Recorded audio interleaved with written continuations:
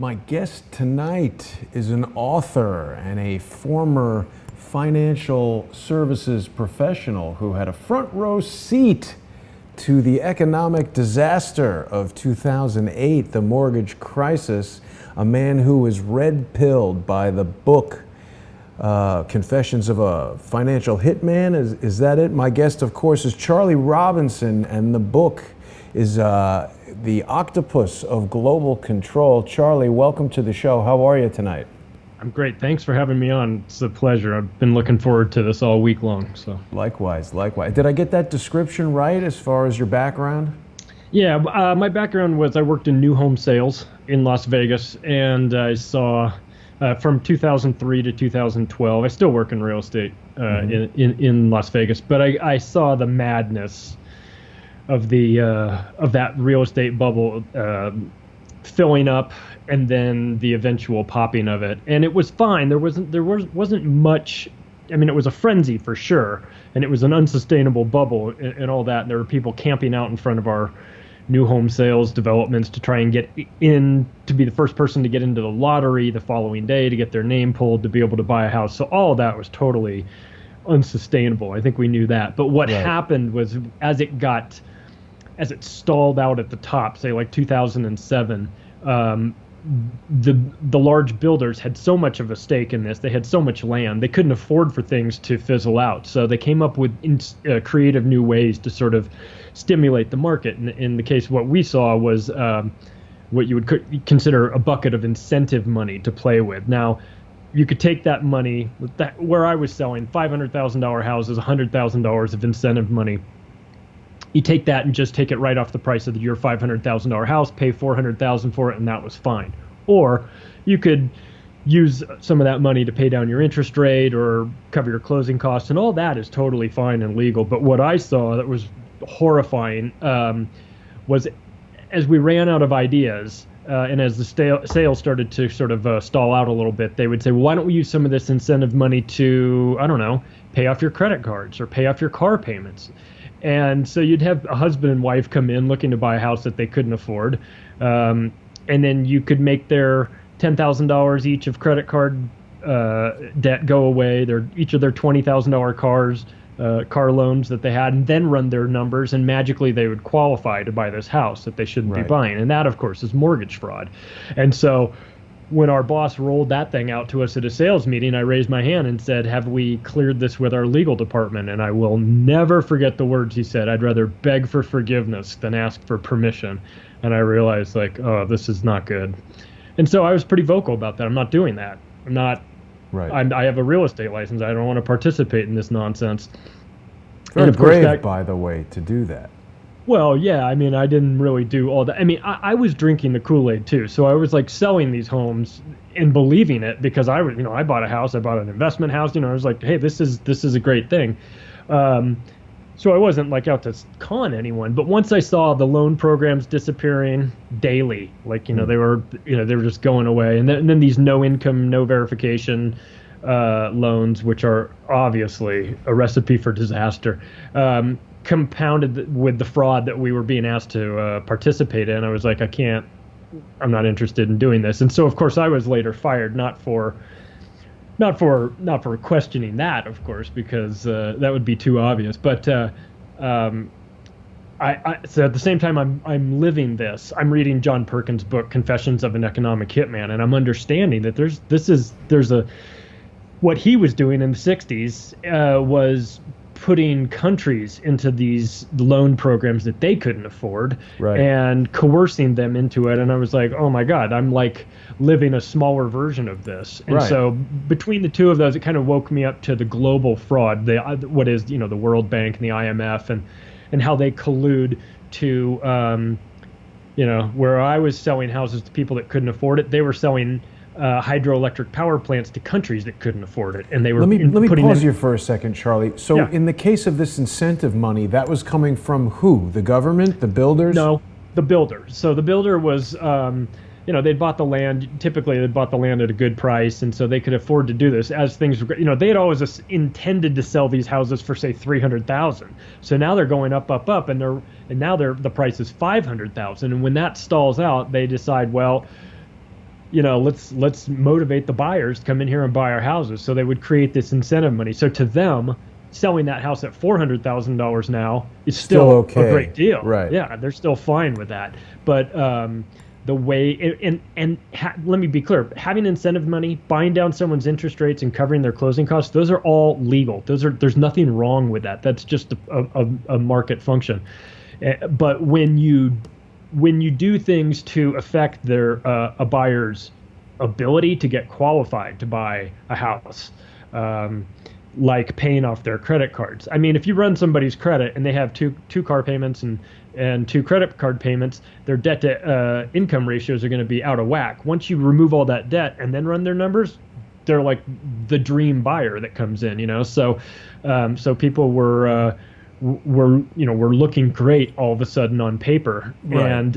And then that information was being removed from the contract before the contract right. was handed to the mortgage department. So it's really not protecting the lender at all, because they're just basically erasing the problem with this particular borrower and then saying, hey, here's a great candidate for a loan. And we all know what the result was. You've spoken in many previous interviews about the film The Big Short, and I know you're a big fan of comedy and thoughtful comedy from guys like George Carlin and Joe Rogan, and people who are actually very intelligent, and in the case of Joe Rogan, of course, has gone into podcasting. So it's interesting to see how the internet and social media has allowed us, guys like you and I, we would have not connected without the social media platform that is enabling crowdsource the truth. And I'm very intrigued. You've got this great financial background. You've become an author now. You're very focused on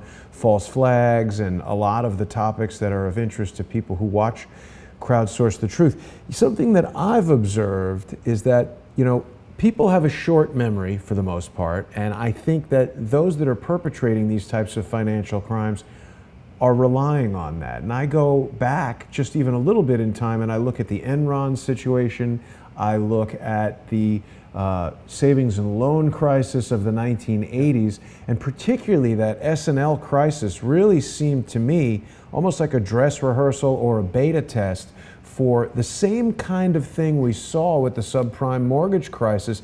But the S&L was almost like the domestic version of it, and the subprime, they rolled it out internationally. Can you talk about that at all?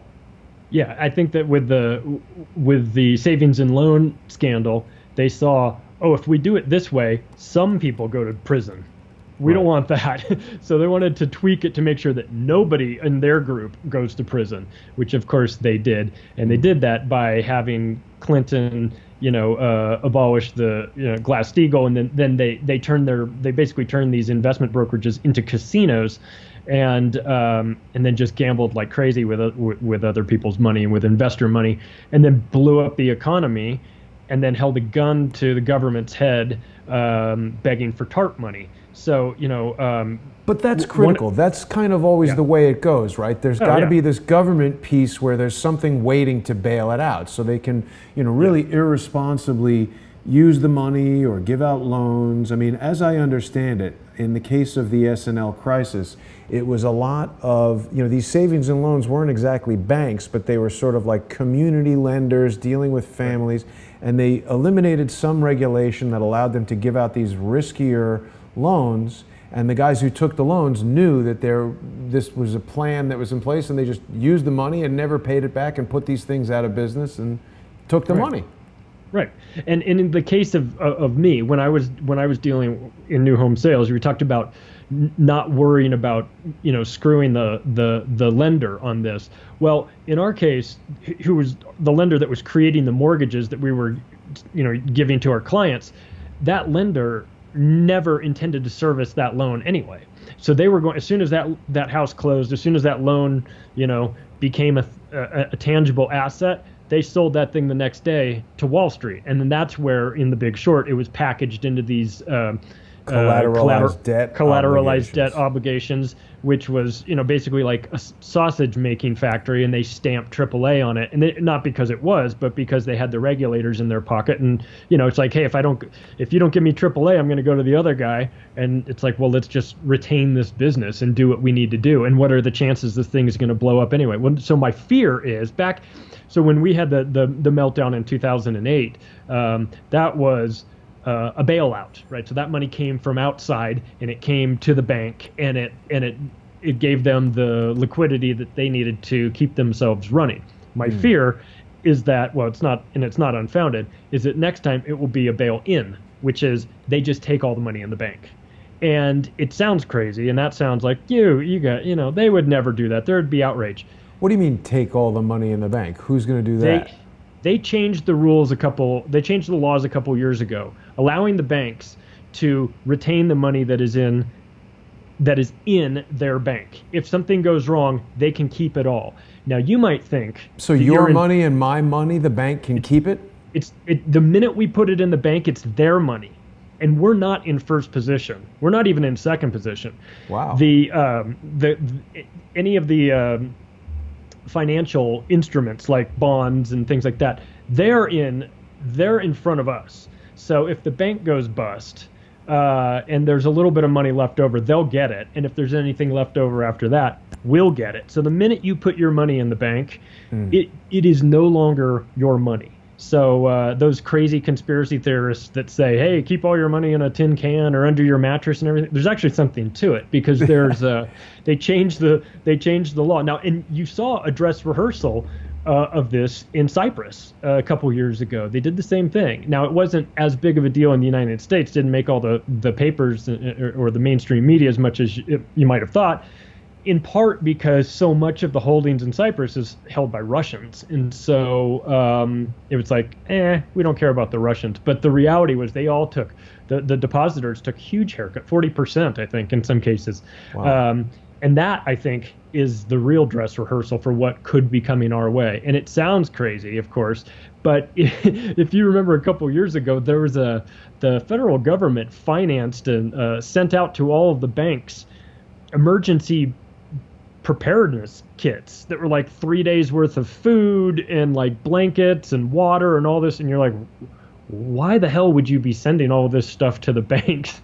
And but what it sounded like is like, if chaos ensues, this will keep you alive for 3 days. Well, I got news for you. If you're making $9 an hour working as a teller at Wells Fargo, you're not going to be defending that bank. You're going to walk out the front door and say, I'm out of here, So, Charlie, is cryptocurrency the answer to this? Is Bitcoin and Ethereum going to save us?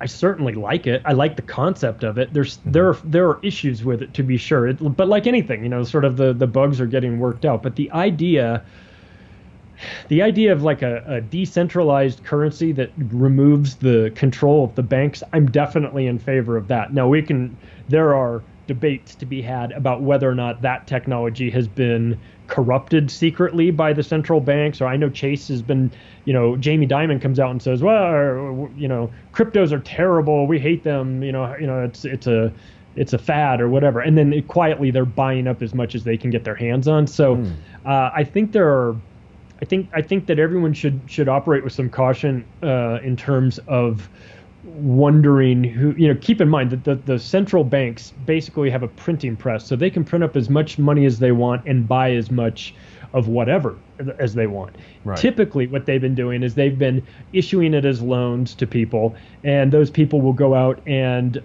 buy a house, and then if they then the market turns, the bank forecloses on their house, they loaned out imaginary money to get a tangible asset like a house. But I don't know that they would stop with that. I don't see why they wouldn't create money out of thin air to buy cryptos and pump up the bubble and then crash it to scare everybody out. That might have been what happened earlier this year, early 2018, when you saw Bitcoin spike like crazy and then crash. 19, it might have been a pump and dump scheme by the banks. It could have been legitimate, just enthusiasm. I don't know, but But I do like the idea of cryptos. I like the idea anything that takes the power away from the banks. I'm in favor of. I think we should all be in favor of that. Now I don't know which of the cryptos is the horse to bet on.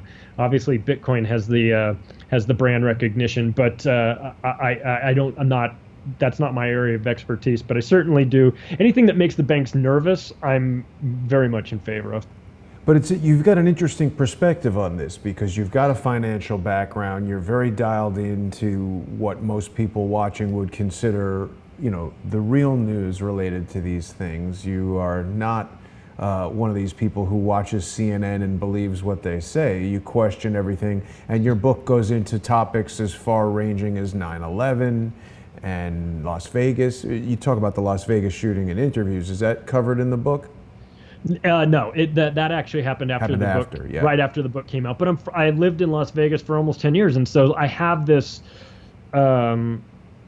The minute that happened, it was so weird. I woke up in the morning. My wife said, "Uh-oh, something bad has happened in Las Vegas." So I turned on the TV. I think I did probably turn on CNN, not to actually get any information, mind you, but just to hear what the mainstream media was saying. Right. And within a couple of minutes, there was something about that jumped out to me.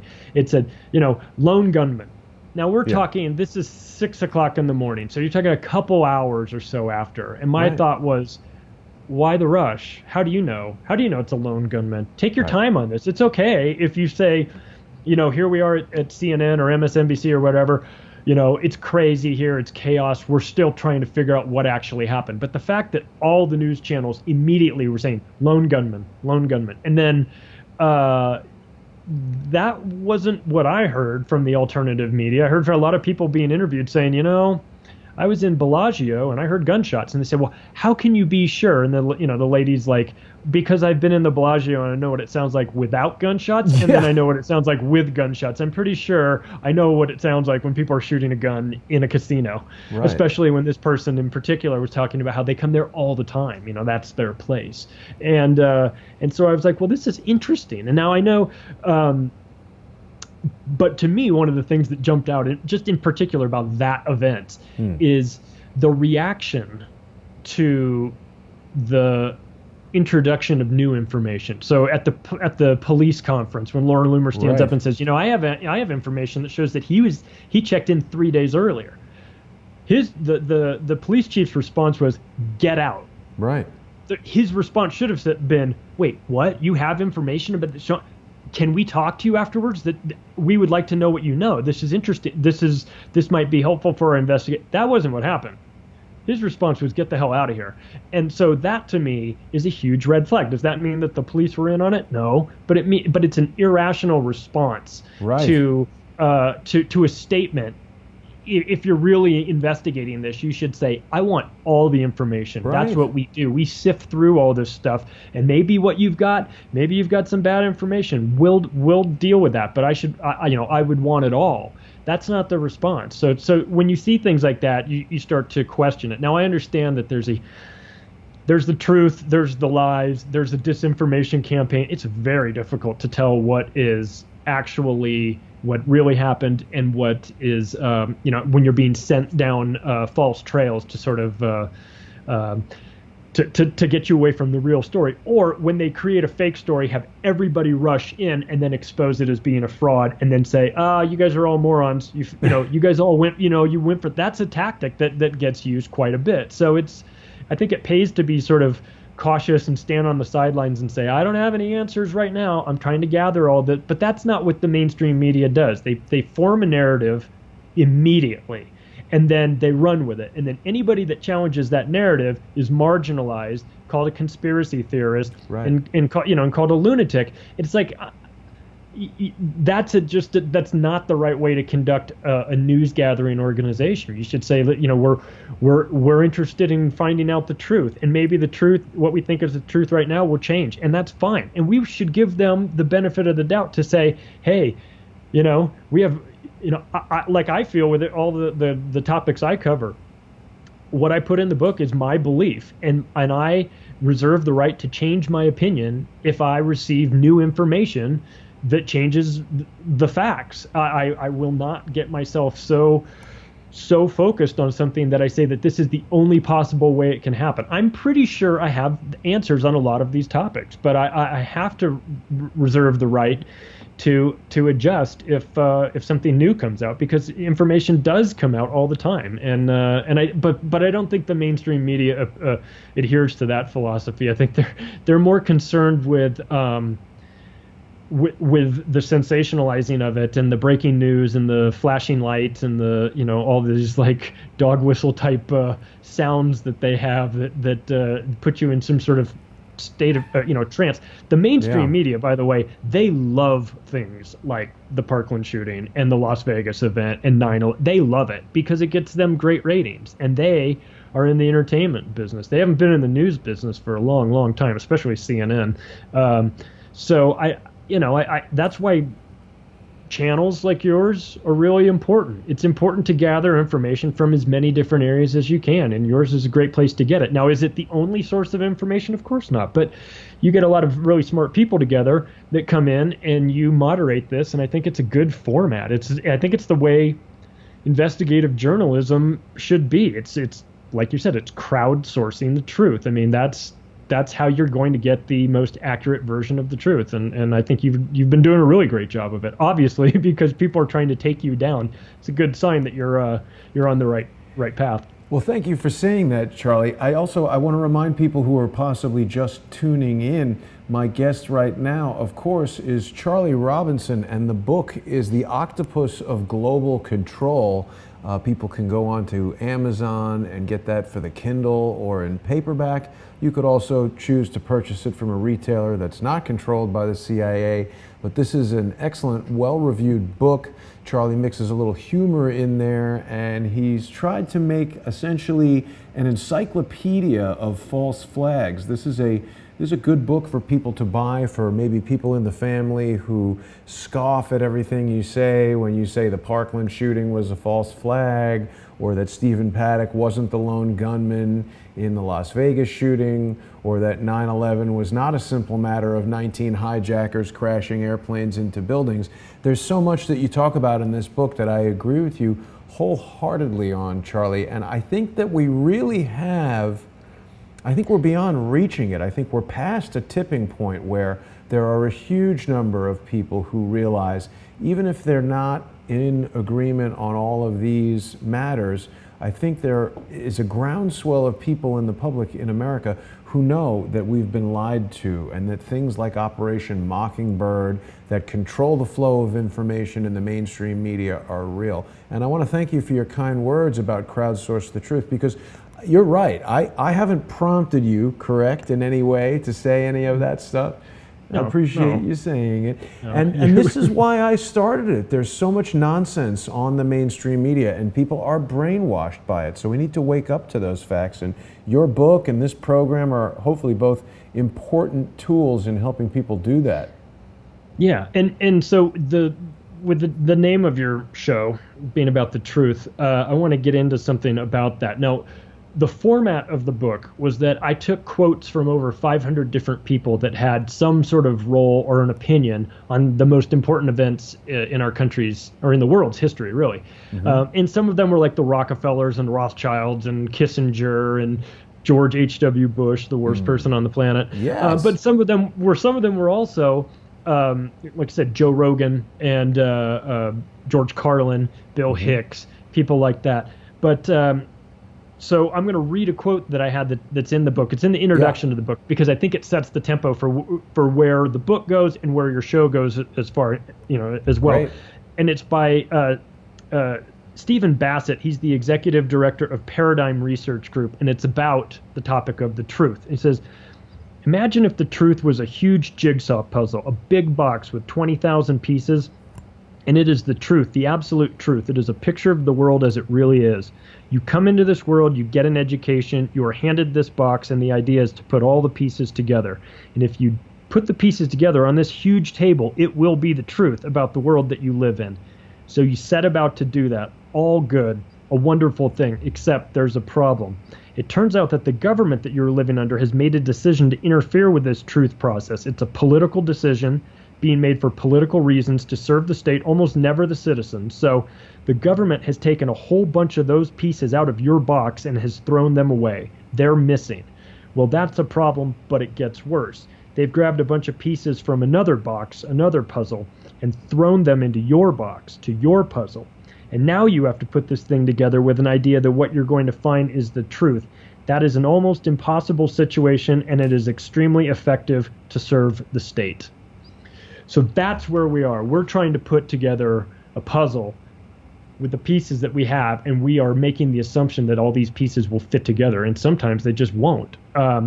So that's why I think it's really important to have the ability to get a lot of people working on this. Like you said, you're crowdsourcing. You get people from all over the place, not just this country, but from all over the world. Hey, you have information that's important? Give it to us. We are not the sheriff in Las Vegas. We want your information. We want to just figure this out. I don't care if I figure it out or you figure it out or some guy in Argentina figures it out. As long as it gets sorted out and we can get the truth, that's really all that matters. I mean, that should be all that matters. And we check our egos and all that stuff. But that's when I wrote the book, the intention, because I cover so many topics, and I don't expect people to agree with everything every topic that I go into. I think that's unrealistic and it's unnecessary. Right. But the intention of it was that if there's somebody in your life, if there's a friend, a family member, somebody that you really like that thinks you are a lunatic for believing these things, and you have gone as far as you can go down that path with somebody because they're just not willing to hear it anymore. They don't want you to come to the party because you're going to talk about 9/11. Right. Send them the book.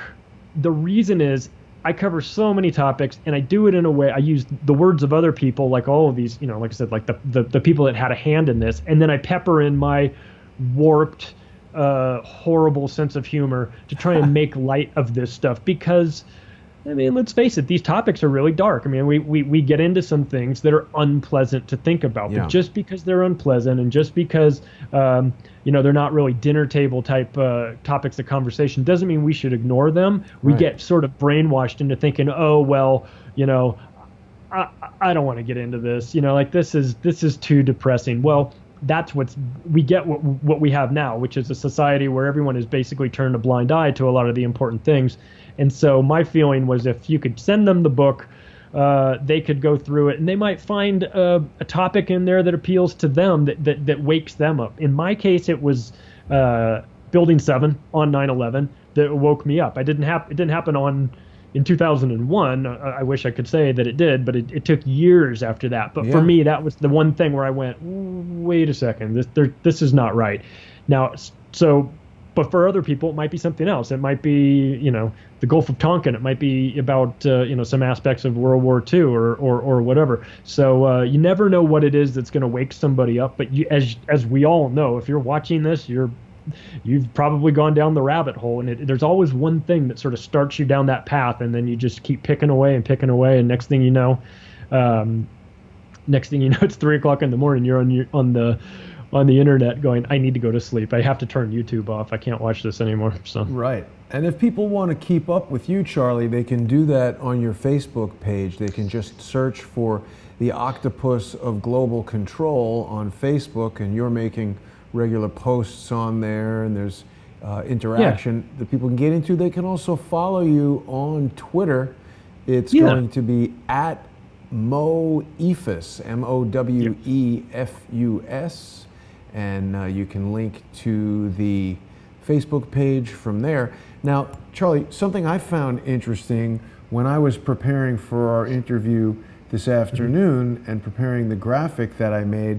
Now, people may notice that the graphic that I've chosen uses an embroidered logo that's slightly different than the book cover, but obviously the book cover was derived from this logo. This is for something called NROL 39, and on that patch, the people who have created this logo are boasting that nothing is beyond their reach. And in looking this thing up, I myself went down a bit of a rabbit hole, because this NROL 39 is the logo for the National Reconnaissance Office, and they launched a satellite that this was like 2013 or something. Mm-hmm. And what inspired you to use this image? Well, I would like to say, first of all, that you were the first person to notice that, to make that connection between them.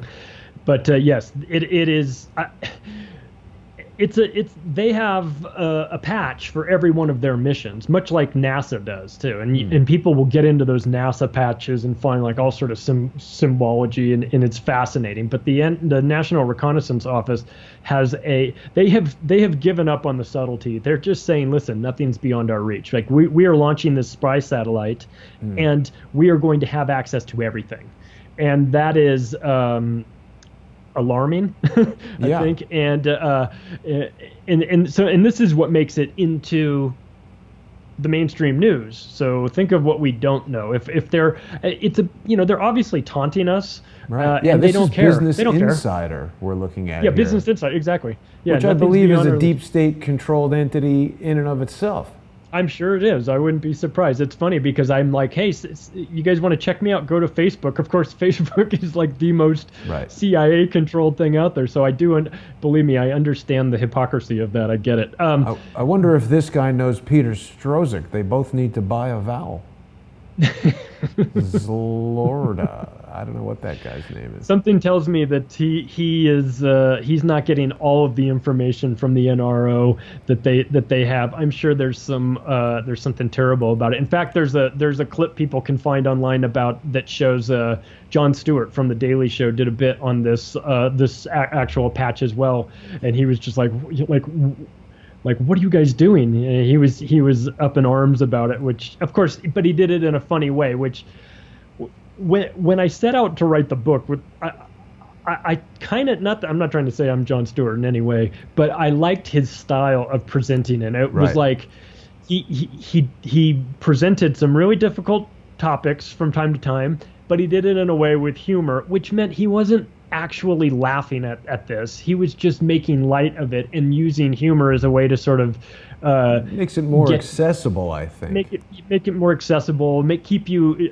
engaged a little bit longer. And if you have any sort of mental capacity, you can you can understand what is the serious part of the story from what is the jokey part of the story, and get something out of it. And I think Joe Rogan does that really well. In fact, there's a quote that I put in the book about Joe Rogan talking about how he saw Jon Stewart do that, and he felt that was a really good way to get important information across. So that's the way I chose to do it. Everyone's got their own little style. I do like Joe Rogan. You know, one of the most shocking things about the National Reconnaissance Office is that it was founded in 1961 and not even acknowledged until 1992.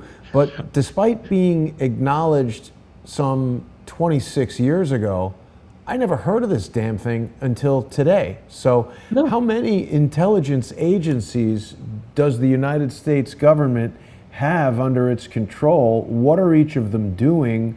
Like this seems, if they're launching satellites, how many billions of dollars are funding this super secret thing that we've never heard about? What's their purpose? What's the oversight of this? How does this relate to the CIA, the NSA, the FBI? And we're now, I think, in 2017 and 18, really kind of cracking the shell and getting a look at the disgusting inside of the control mechanisms of the FBI and the Department of Justice. And it appears to be substantially corrupt. So all of these unknown secret agencies that are launching satellites where nothing is beyond their reach, and we don't even know who they are, it's pretty scary.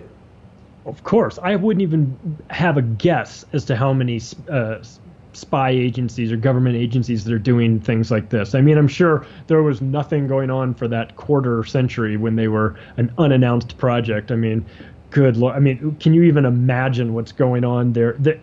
No accountability as far as the money. And Catherine Austin Fitts has done a really good job of digging into where the missing, $21 trillion from HUD. That's just HUD and DOD. But like, who knows where the rest of it? I mean, clearly these are getting financed by some mechanism. And as you talked about going into the FBI, and I get into how the CIA has funded their operations for decades. I mean, there's a certain amount of their there's a certain amount of their there's a certain amount of their budget that they get each year from the government, and they stand up and they say we need it for this, and I think people need to understand that a lot of these events that happen, especially for the FBI, they're allowed to happen, and they're allowed to happen in order to justify their bloated budgets.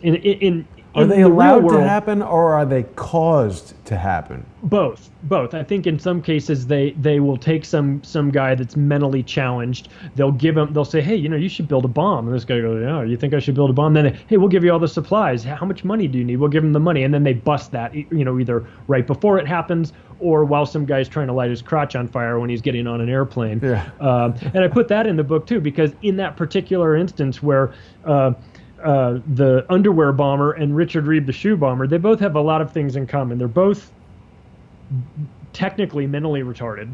Wow. And they were both put on airplanes.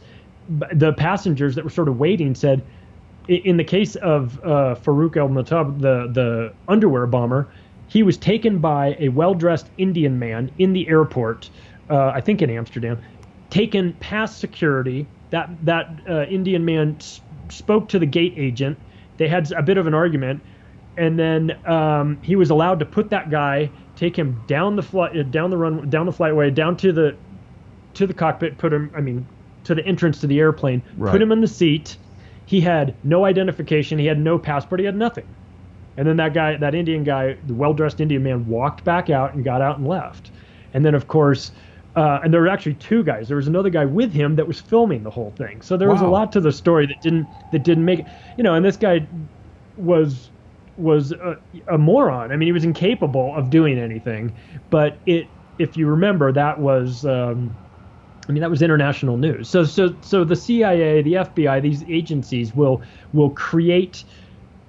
They'll manufacture reasons to justify their budget, and then they will get this large budget. And then in the CIA's case, they will then freelance, sort of moonlight, to make some additional money so that they can use that on the covert activities that they're not allowed to discuss, that they want that Congress would never approve money for. So right. So they run drugs, they've run cocaine, and they ran cocaine and heroin for decades, and right. I don't think that's a secret to most people that have sort of done any sort of research on that. They'll right. understand what has happened in Afghanistan. Iran-Contra and all that. Iran-Contra, all that. That was it. Now they're not even hiding that anymore. They Tom Cruise is an American made. He's Barry Seal. He's running coke out of right. He's running coke and dumping it in But Neenah, they Arkansas. took some liberties, I think, in that film, Of course. changing the story around to make it a little bit more favorable for them. Charlie, have you seen any of the episodes of America's First Refugee, in which Harmon Wilford describes how, as a CIA contractor, he was asked to transact some bearer bonds worth billions of dollars with a private trust, and he discovered that this money was being used by the CIA for covert operations, and as he began to blow the whistle on this activity, his life was sort of ruined. Are you aware of Harmon's story at all? I'm only aware of it from watching a little bit of the interviews that you've done, and he's in New Zealand. Is that correct? Right. Yeah. Interesting story. I'd like to say I'm surprised by it, but I'm not. I wouldn't say that I know the story inside and out for sure, but it's interesting, and it's unfortunately not surprising. I think that people, one of the things that really bothered me when I heard about it was how they transported the drugs out of Vietnam back to the States, how the CIA did that, and how they ran bodies of soldiers, right? Yeah. That's about as disrespectful as you can get. First of all, they concoct these fake wars under false pretenses, send our troops in there that shouldn't be there to kill a bunch of other people that shouldn't be getting invaded, killed, and then right. and then on the way out, as if that wasn't enough of a sacrifice, and that they stuff packages of heroin inside their bodies to transport it back. Yeah, if that doesn't piss you off, I don't know what will. But so that has been the part of the way the CIA has funded itself, and it's not limited to drugs. There's no doubt that they're involved in every sort of thing that you can be involved in, whether it's credit card frauds and Charity selling frauds, charity. Oh yeah, maybe charity cryptocurrency scams. Of course, of course. So, but as a guy like with the a mob. substantial finance background, don't you find it odd that these cryptocurrencies and the companies, I mean, Bitcoin is unique in that the person who created it is totally anonymous. It's not a Steve Jobs, it's not a Mark Zuckerberg, it's not someone who's out there saying, hey, I'm going to enjoy the glory and buy a yacht and all this. I mean, as an investor, or as someone in the finance world, if you heard that, oh, well, this mortgage is going to be backed by someone totally anonymous, that's unheard of, isn't it? It's either incredibly brilliant or really suspicious, or probably both. I understand if the story behind it is that he wanted to remain anonymous when creating that, and I can maybe buy that story, but I also have, with basically anything that I'm hearing, I'm also thinking, how's the CIA involved in this? Right. Wouldn't they want to be anonymous as well? So I have a hard time. This is why people go down this path, and then their brain starts to hurt, and they go, "I'm just going to go watch Family Feud," because it's just a lot easier than thinking about this. Could the whole creation of Bitcoin be a CIA fabrication to sucker everybody in and then blow the whole market up? Yeah, could be. It'd be horrible, but I wouldn't be surprised. So I have to worry about things like that as well. At some point, I have to say, I just don't know.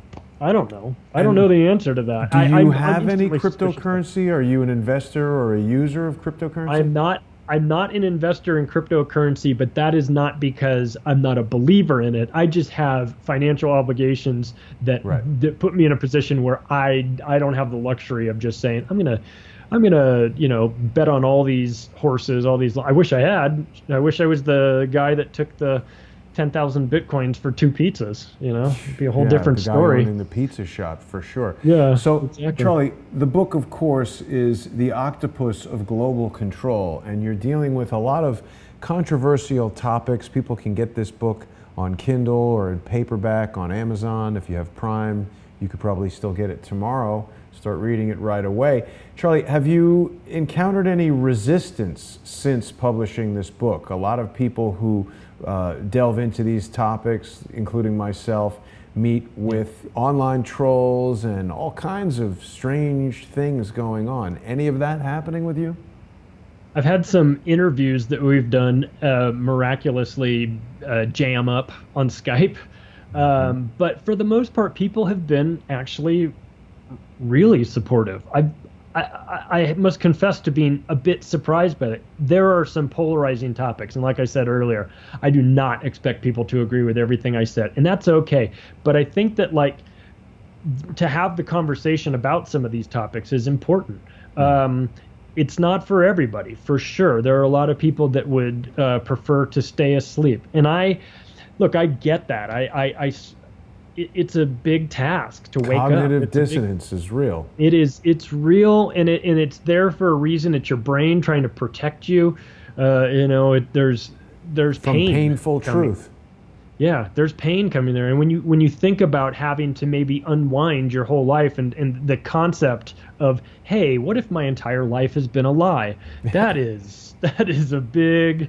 Yeah, that's a big thing to task to take on. So I'm not trying to say that everybody's world, everybody has been living a lie. There have been a lot of things that have been sold to us that are absolutely lies. There's some, and of the 8 tentacles of control that I outline in the book, in my opinion, the 2 most dangerous ones are the 2 that we've focused on: the banking and the media.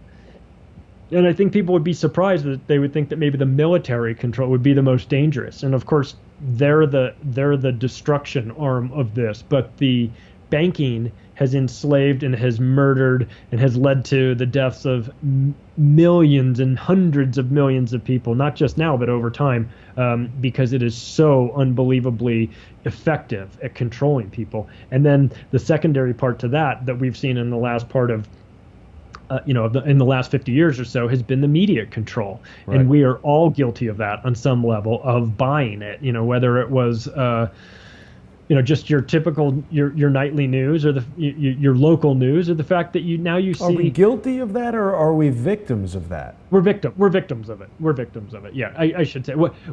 Where we become guilty of it is when we know better, but then we still watch it anyway, or we Right. keep expecting a different result we keep thinking, well, maybe this time CNN will tell us the truth. CNN told us 2 days after 9/11 that a hijacker's passport was found 3 blocks from the crash site in perfect condition, if you can believe that, was what the guy said. I mean, how dare you pass that up? That is like insulting on a level that is hard to imagine. And yet we swallowed it. Like the guy reading the teleprompter couldn't believe the words were coming out of his mouth. He was like, if you can believe that. No, not even you can believe that. You're the guy reading the script. But we fall for it, and that we fall for Anderson Cooper. Oh, Anderson Cooper seems like a decent dude, or Like his haircut.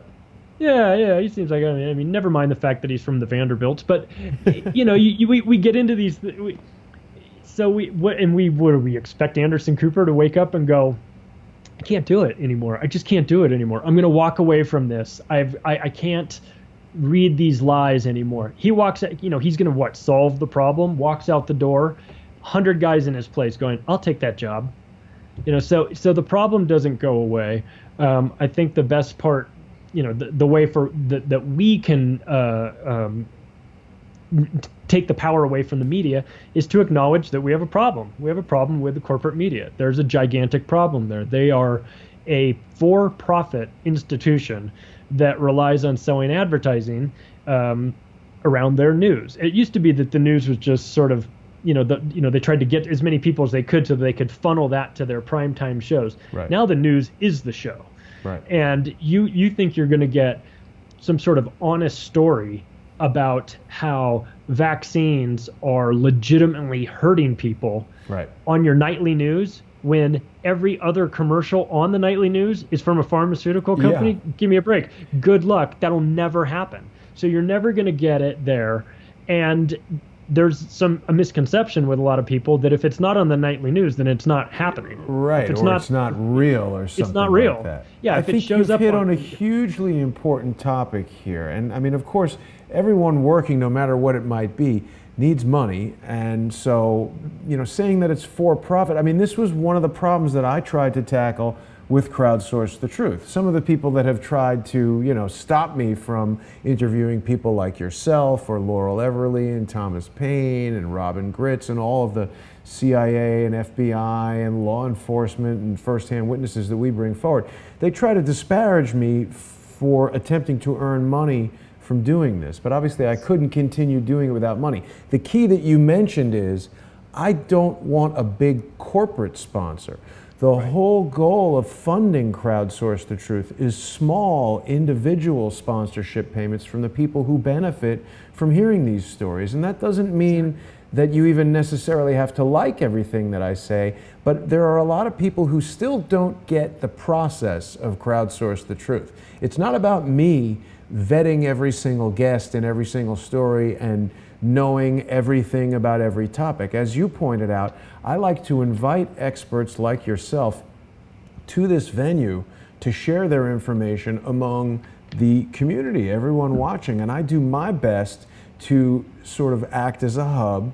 And when someone comes to me with sensible, factual information that's contradictory, I absolutely want to bring that forward. The problem that we get into is there are so many people who just want to throw barbs and personally insult me or put strikes on the video to try to stop us from moving forward, or try to bring fake lawsuits against me and insist that I lawyer up. The reason they're doing that is they want to financially drain me. So it's really important for people that watch Crowdsource the Truth to become sponsors for a small amount of money, $1, $5 a month at patreon.com/crowdsource the truth, or even a one-time sponsorship payment on paypal.me/crowdsource the truth is really important. And likewise, people who appreciate the information that you're bringing forward, Charlie, should buy the book. It's on Kindle. It's very reasonably priced. You can get it for $9.99. You can get the paperback for $19.10 if you're on Amazon Prime. I'm sure Barnes and Noble. Where else can people get this? Actually, I just put it on Amazon because they have such wide reach internationally too. Yeah, right. And there's nothing wrong with you charging for your work. Right. You worked. I had some people say, "Hey, you're selling a book." Yeah, I'm selling it. What, you want me to give it away? I worked really hard on it. I'm not. Let's be honest here. None of us are getting into the truth movement for the money. Right. I think that would be quite preposterous to say that. And if you have sponsors for your program, if you have thousands of different sponsors that are all contributing what they feel a fair amount, that's great. If you make one of them mad, they can't go to the chairman of the board and complain to pull their funding from this and sink the whole operation like the way Merck can. Exactly. They're going to go into, if Anderson Cooper grows a conscience overnight and decides he's gonna do a big expose on pharmaceuticals and everything, they'll kick him out. Who do you think's going to be in the ABC's office the next morning threatening to pull $1 billion worth of advertising? But the presidents of all of these large pharmaceutical companies. So you can't. And it doesn't even need to be that direct, Charlie. You spoke about Vegas, and of course we know Tucker Carlson made sort of a mini step towards trying to expose some helicopter activity in Vegas. He went to Vegas. Very clearly, someone told Tucker Carlson, stop talking about Vegas. And they don't need to sit him down with the CIA and explain that this is a huge, massive cover-up that you're now part of. They just say, hey, you like that $10 million a year salary? Stop talking about it. And hey, Phil Donahue. Phil Donahue, you liked your show. You stood up and said something about Afghanistan, and your show went away. Right. Bill Maher, same thing. That's right. You don't. Tucker Carlson, like you said, doesn't need he doesn't need the sit down from the management to understand what can happen. I mean, these guys know there is a line in the sand. They might not know exactly where it is. They might want to cross over a little bit over it every now and then to test the boundaries. But you do that too much, and you'll be Ed Schultz. You'll be out. Yeah. You'll be out of there. You'll be you'll be looking for a job somewhere, and you won't have solved the problem necessarily because the person behind you will fill that role. They'll toe the line. Absolutely. They'll take that large paycheck, and they'll shut their mouths about the areas that they're not supposed to. So you can't look to. None of us can look to the mainstream media to fix the mainstream media. They're dead, and they have nobody to blame but themselves. Yeah, they really have overplayed. That's why it's such a difficult problem, and why it's difficult for people like you and I who are stepping outside of the box of the normal, mainstream narrative. That's why it makes it really difficult to do that. So, Charlie, just in the last few minutes that we have right here, you spoke about the 8 tentacles of control, and you've said, we've got media, we've got banking. Those are obviously linked in clear ways. The finance, the money owns the media. What are the other 6 tentacles that people can expect to read about in the Octopus of Global Control? Governmental control, covert control, physical control, media, spiritual, scientific, and military. And they're all important. They're all part of this. I'm not the first to come out with the concept of the octopus. That's been going for over 100 years. It's been used as a term to sort of define this. And in part, you've got 8 tentacles. You've got a very intelligent creature that is very mysterious. It has the ability to change its colors. It has the ability to change its texture. It can stay and fight. It can squirt ink and flee. It's really fast. If it's been in a cave, it can remember the inside of what that cave was, the layout of that cave over 3 years after it's left. Wow. So you're talking about the perfect, and if it can get its eyeball through a space, it can get the rest of its body through. So it's like the perfect metaphor, because you talk about just get into an organization and then the rest, you pull the rest of it in with you. The octopus is a perfect example of that as an animal. And then John Francis Hyland, who was the mayor of New York City in 1922, gave a great speech talking about this octopus, and he defined it as being the Standard Oil Rockefeller interest, talked about how they controlled everything. And when you read his speech, you would, if you didn't know who it was and you didn't know when it was said, you would assume that it was some guy talking about it last week, because he's talking Wow. about how they have control of the media, they have control of the courthouses, they club into submission anyone that stands up to them, they finance all these politicians, they let the politicians do the dirty work for them. And that's another thing that we haven't really gotten into, but we blame these politicians, and they're horrible people, the majority of the ones that rise to high levels of political power. But they're only the puppets. There are people above them. And I put in my on my Facebook page, there's a great video that shows the Prime Minister of Canada and the Prime Minister of Australia in 2003, in the lead up to the Iraq War, both giving the identical speech within 2 days of one another to their parliaments, pushing for the war in Iraq. And whoever made the video did a split screen with the two of them talking, giving the speech, and they're saying the same words, not Wow. sort of the same words, they're reading the identical speech. And so you see that and you go, this is coming from somebody above them. And this is an orchestrated event.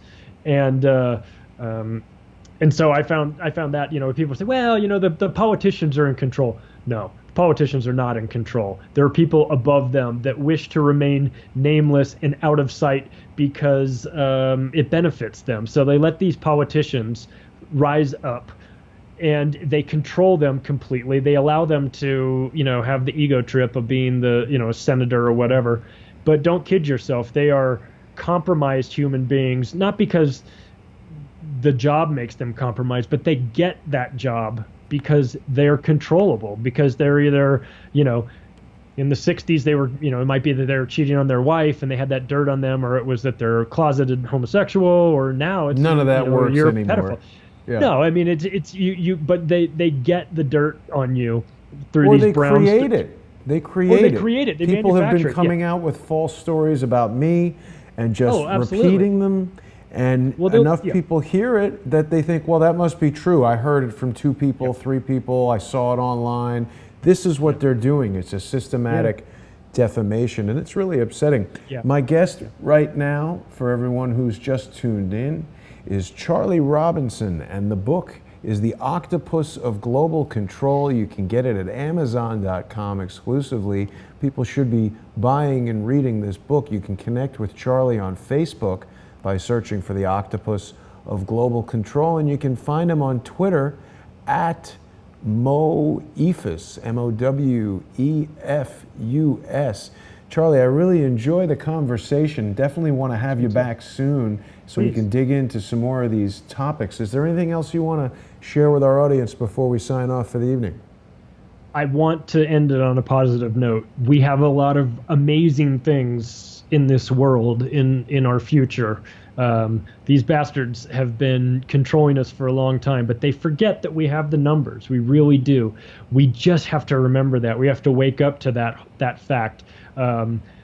If you've ever seen that movie, A Bug's Life, it's animated for kids. There's a scene in there where the main grasshopper is saying that you can't let these ants stand up to us, because if you let one of them stand up to us, they'll understand that they outnumber us 1,000,000 to 1. We can't have. So that's the mentality of the people that are running this world right now, is that they're the grasshoppers, we're the ants, and they cannot allow us to remember or to understand how much power we actually have, and that we have the numbers, because if we figure that out, the game's up for them.